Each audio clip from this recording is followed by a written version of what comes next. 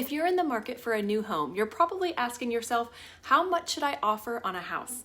Don't worry, you're not alone. Stick around and I'll give you the inside scoop, 3 steps that cover everything you need to know to make a smart and competitive offer. Hi there, I'm Lydia Rowe and welcome to my channel where we talk about any and all things related to living in the Miami Valley of Ohio. Today, we're going to talk about one of the most exciting yet stressful moments in the home buying process, making an offer. Specifically, how much should you offer on a house? It's a question that's been asked by countless home buyers, whether it's your first time or you're a seasoned pro. Figuring out the right offer can be tough, but fear not, because I've got you covered. And if you aren't quite sure what makes up an offer to begin with, make sure to stick to the end where I give you a bonus tip that hits up 5 major components of an offer. Sometimes it's not just about price. Let's get started. Step 1, understanding home value. What factors affect the price of a home? Before we dive into how much you should offer on a house, it's important to have a basic understanding of what goes into a home's value. Here are just a few of the factors that are typically considered: the cost and availability of land in the local market, the basic characteristics of the home itself, including its age, construction materials, square footage, amenities, and so on, the condition of the home, in other words, is it move-in ready or does it need repairs? Any improvements that have been made. I think kitchen renovation, adding a deck to the backyard, or finishing a basement. The neighborhood. These factors will be weighed in comparison with other homes in the neighborhood and surrounding areas to determine a property's value. Specifically, an agent will look at recently sold homes in your area that are as similar as possible to yours, giving an accurate idea of what buyers are willing to pay in the current market. Keep in mind that the listing price on a home, no matter how well researched, can be trumped by what just one buyer is willing to pay. Sometimes there are other reasons a buyer may consider offering more, and we'll talk about those in a minute. There are also some factors you really can't tell until you actually visit the property in person. Last week, I was visiting homes with a buyer, and we thought we had found the perfect house until the neighbor's 3 Rottweilers were continuously greeting us in a not so friendly manner. I visited a home that was next to a mulch company that constantly got wafts of unpleasant odor in the spring. Then, of course, there's those neighbors who have everything, including the kitchen sink, in their front yard. Unfortunately, these things a seller can't control do affect home value, and since those things aren't really material defects, sellers do not necessarily have to disclose those types of things. So as a buyer, it's important to do your due diligence and visit the home during multiple times of the day to get a feel for the neighborhood and whether the home's value will be affected by unforeseen conditions in the surrounding area that are out of your control. Step 2. Understanding real estate market conditions. What you need to know before making an offer. Now that we know what goes into a home's value, let's talk about market conditions. Real estate market conditions are typically described as being either a seller's market or a buyer's market or a more balanced market. A seller's market is characterized by low inventory and high demand, meaning that there are not enough homes for sale to match the number of willing buyers. This leads to multiple offer scenarios, bidding wars, and often homes selling for more than their listing price. A buyer's market is the opposite. There are tons of homes for sale and buyers are spoiled for choice. If one potential home doesn't work out, no problem, because there's plenty more where that came from. In this scenario, real estate prices can fall. A balanced market falls in between and occurs when buyers can generally find the house they want at a reasonable price and sellers tend to accept reasonable offers. As of the date of this video, we're seeing rising inflation and interest rates, and that has helped cool the housing market somewhat. According to a HomeLight survey of top real estate agents, 64% of the agents say that most homes in their market are not getting multiple bids. 98% report that bidding wars in their market were either unheard of or on the decline by the end of 2022. And of course, in real estate, all markets are local. While 30% of agents said conditions in their area favored sellers heading into 2023, 23% said their market favored buyers, while 35% reported balanced conditions. Thus, determining whether a house's current asking price is fair depends on the market.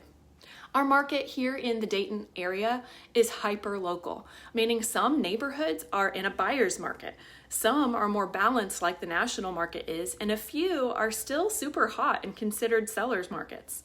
When you're looking to buy a home, Having an agent who's super familiar with the local market you're making an offer in is pretty important, but you can also get a rough estimate of market conditions by looking at the inventory and average days on the market in the area that you're looking.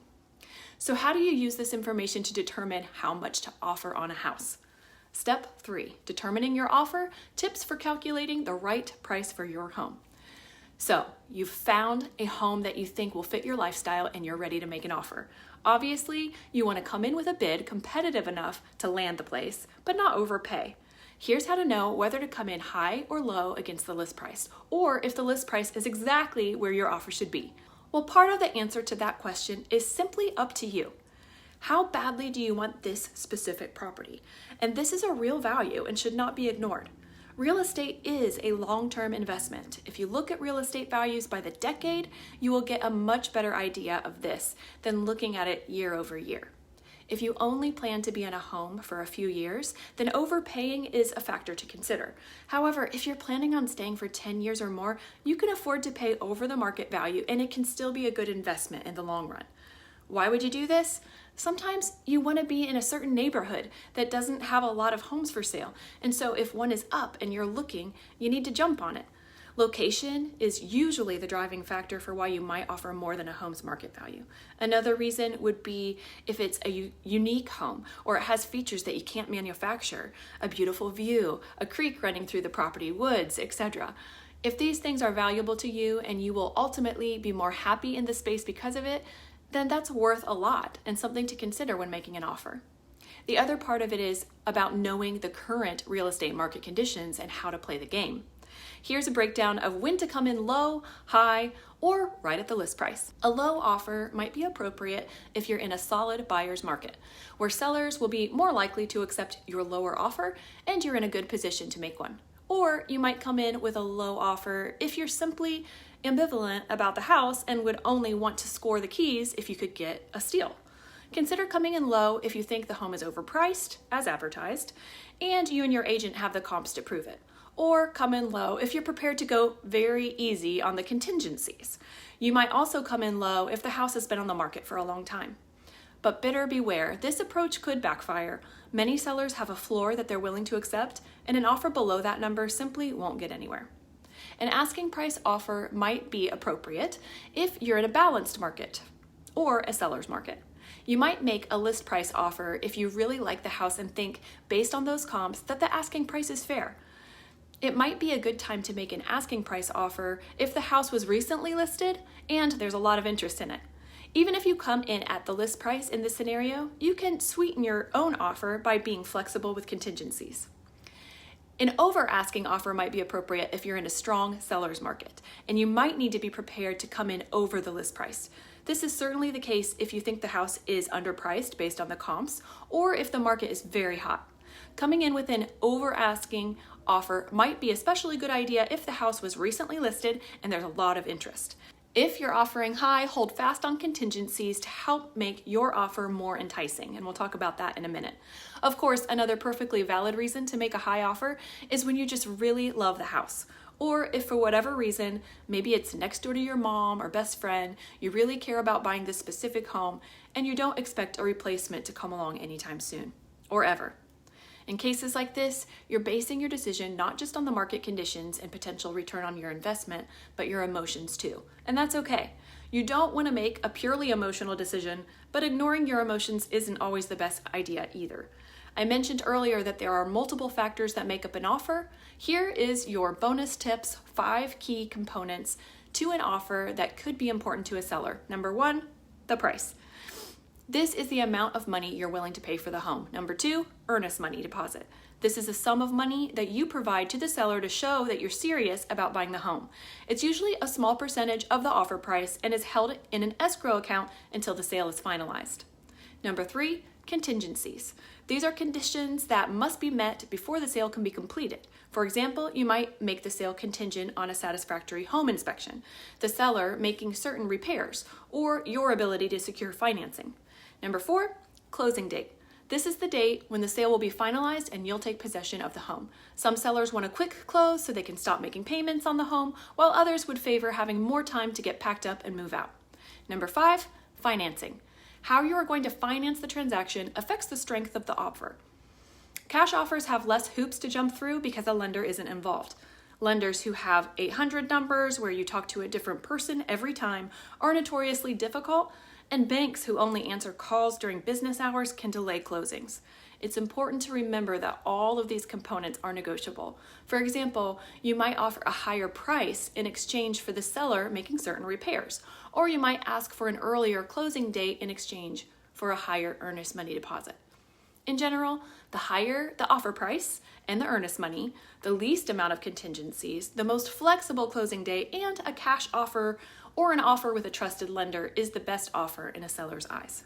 But remember, the number one rule in making an offer is that there are no rules. Buying real estate may be a legal transaction, but it's still a very human one.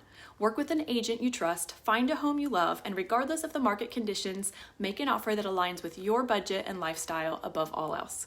Regrets are the worst, and I've seen it both ways. Losing out on a house that you could have won because of trying to get a deal, and going too high and putting a strain on your budget that can be stressful. Balance is key, and as with many decisions, emotions and feelings are important to pay attention to, but they're terrible leaders. Last thing I want you to keep in mind is that housing market is constantly changing, and what works in one situation might not work in another. With the right information, a little bit of research, and a solid understanding of your own needs and goals, you can feel confident making an offer that's right for you. If you want to know how to avoid typical buying mistakes or things to look for when looking at your next home, watch these next.